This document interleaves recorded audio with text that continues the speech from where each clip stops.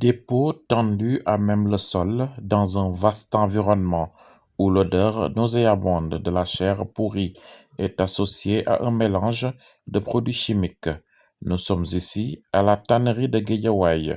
Dans cet endroit s'activent des dizaines de femmes héritières d'un savoir-faire ancestral, le tannage. Ici, le travail du cuir répond à tout un processus. On va tremper les pots dans de l'eau propre. Ensuite, on va le remettre dans de l'eau avec du chaud.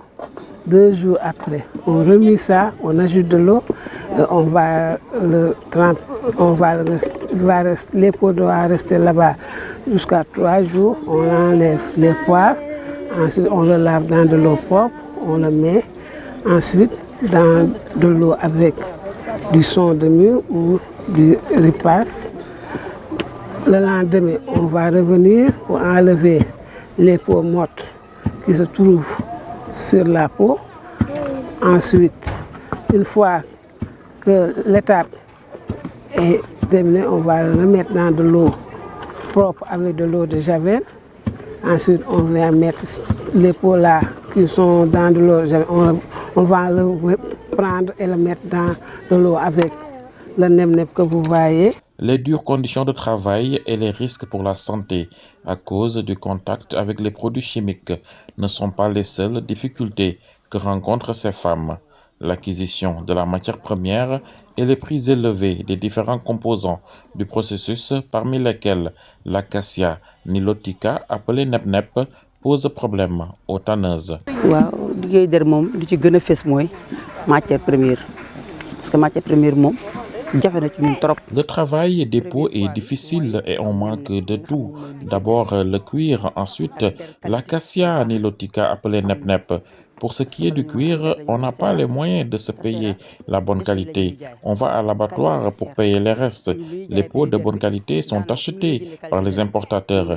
Nous, on se contente des déchets que nous travaillons. Obligé rek jënd déchets yi résidus yi moom la ñuy jënd les résidus yooyu nag moom la ñuy liggéey pour mën ci am dara. Arrivé au serrage, il y a des fournisseurs qui achètent les peaux de qualité. Après avoir acheté les peaux de qualité, ensuite, c'est le reste que nous allons acheter.